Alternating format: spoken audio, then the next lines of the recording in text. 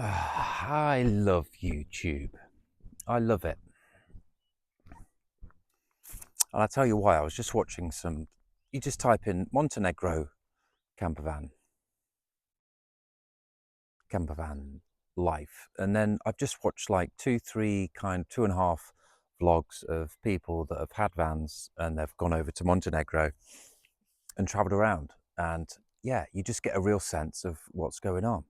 It's given me some more ideas about videos and channels and future businesses and how we can show people the way, show people how this is possible. We're still working it out, but we're going to go for it. And these people have gone for it that I've seen through YouTube. It's real. When I got the van the other day, it was funny because my dad took me up there, and I'm thankful for that because Emily and Vito could stay with my mum and have a nice time, and they all did. And I wanted my dad to check out the van and give his nod, the fatherly nod, and he did. And he was having a chat with Dean, who owned the van business, and these were good guys. I liked them, and they started chatting about TV shows, and I was like, I just don't watch TV. Dean was like, really? Like, yeah, just don't watch it. Just don't. I just watch YouTube. I make videos on YouTube of my life, business and thoughts and aspirations, and I consume YouTube. That's all I do. I don't feel drawn to any other thing, and I know there's pros and cons to social media. I'm very well aware of that, which is why I pretty much quit all social media for a lot of time. But it's like YouTube seems to fit into that, I don't know, that middle ground of like, it's television, but it's social media, but it's also like television. And there's television over there, and there's mainstream television, and there's Netflix, and then there's like YouTube, and then there's social media. And I know YouTube now have also come in with the shorts. So there's this middle ground where do you get your information from? Where do you go? YouTube for me right now is certainly where I go. And I just feel really good about our future travel plans and just seeing two other couples, one with a dog called Frank, a little dog, little terrier that is took in their van to Montenegro. We're not even staying in vans, so we're going to be renting the place, but the place looks absolutely beautiful. It just looks, yeah, and they were all saying the same, just like it's just incredible. Beaches look great, looks clean. Apparently the people are nice. I was wondering about the language earlier. The thing is, it's like we are going to go. There's the Schengen zone now because we have a UK passport. We can't just go to Europe freely, but we can go pretty freely. The passport's good. We can go for 90 days within 180, but it's backdated. So if you arrive somewhere and stay for 2 months, they'll look then at your leaving date and they'll look back over the last 180 days. And if that stay is less than 90 days, then you're okay. And so it's backdated. There's an app that a website application that I've just got my head around this with. I mean, it sounds pretty simple, and it is, but it's also, it's like you can't just come and go. You have to, every time that you leave the Schengen zone, which is most of the European countries, and Croatia have just joined it recently, which is a real shame because we could have hopped over there from Italy. But Montenegro seems to be the sweet spot. If we're over in Italy, to hop over and then stay there for 3 months. And I've seen Airbnbs for like £500-600, like on the coast or near the coast. Like that's crazy cheap. So we'll have the van for food and adventuring and everything like that. But it's yeah, I don't know, I feel today we've been mulling over because we have the first month booked in the south of France, and yeah, we're just mulling over the potentials, and you don't want to have it all worked out, but just I just love YouTube for that fact that you can connect with real people that are doing things that you might want to do.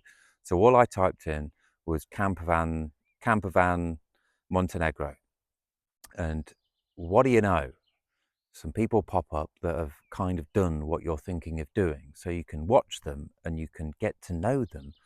And yeah, good people. I'll try and remember the names and link to them. I mean, I'll be watching more, so I will link to these people, and it would be lovely to meet some of these people because they're my type of people. They're just one of the couples they'd had a flat in London, and they just sold everything and gave everything away, which I love. I've been there before. I'm kind of doing it again, and then they just went and they're traveling around and they're adventuring and they're working remotely. Apparently you can get 500 gigabyte SIM card for €15 for the month, which is super cheap. I'm looking at the Airbnbs. We're just having preliminary looks because this is a preliminary of the preliminary. It's like, what do we do? Where do we go? We know a little bit. We don't know everything. You should never know everything because we don't know everything. But it's nice to know that there's some things that we do know or that are available to us. And apparently the people are lovely, and yeah, it just sits in this spot that's within reach from Italy, from down by the boot where this wedding's at, that we're probably going to. I think pretty much we are going to. It's a bit of a jaunt. So it's like if you're going to leave, then if we were going to leave, it's either the digital nomad visas or getting out. And Croatia's joined the Schengen zone of late. And then it would be coming back to the UK, but that would be a hell of a drive, and it'd be like, we've only just gone, so 3 months later you're coming back. You're like, oh, hello, everybody's like, oh, I thought you just left. So, and also, we'd probably feel like that. So it's like, no, we're not coming back that soon. We'll come back once a year. And really, with the MOT of the van and everything, I was saying to Emily earlier, it's like, we've just got that done. So it's probably, we need to be away for 9 months and then come back for the spring months, and then spring off back out of here.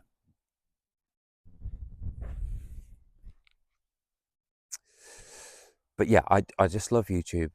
Thank you, YouTube.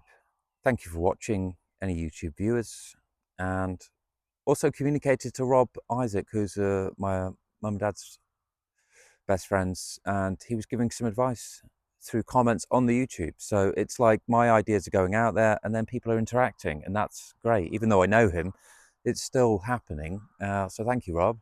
Love you.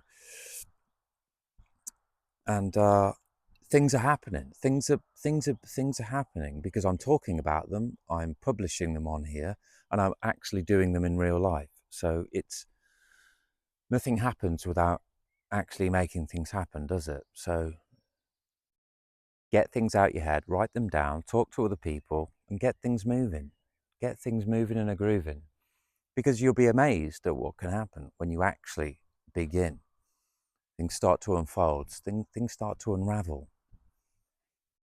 And the mind is a busy place, and it's just very healthy to have a clear, clean mind, a very positive, grounded, sorted mind, so you know exactly, there's no confusion up there.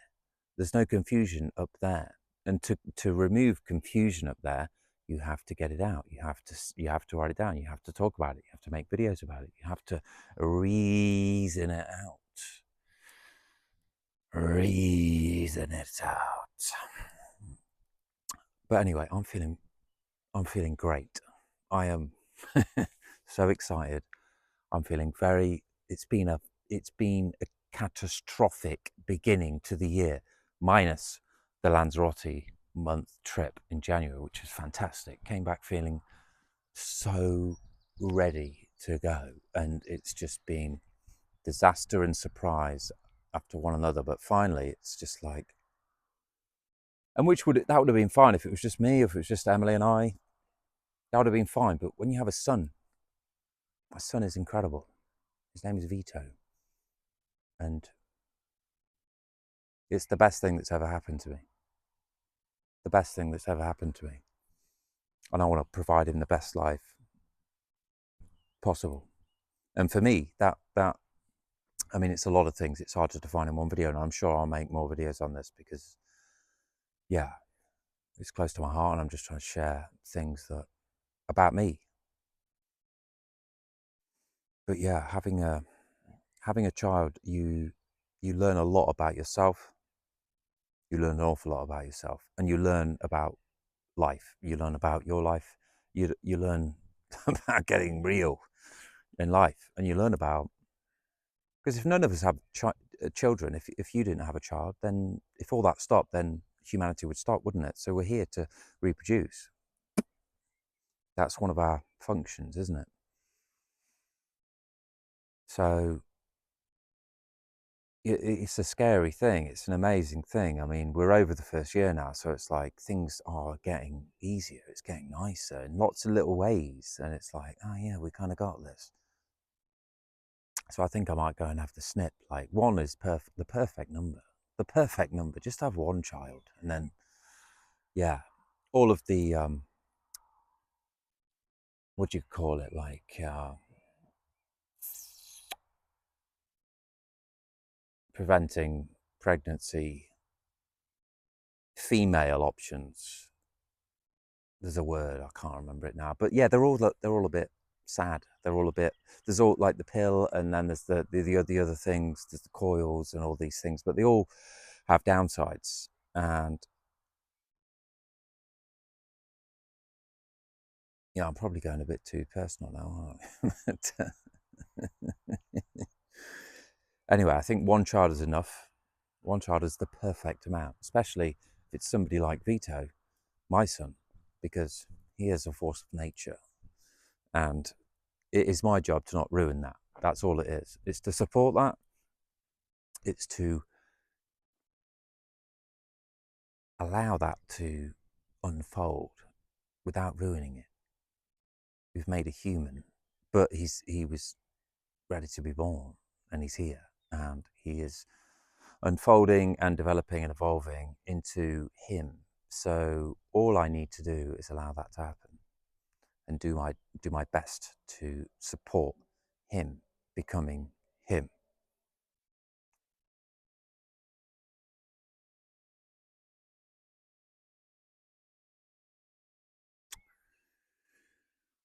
Birdies sound nice, don't they?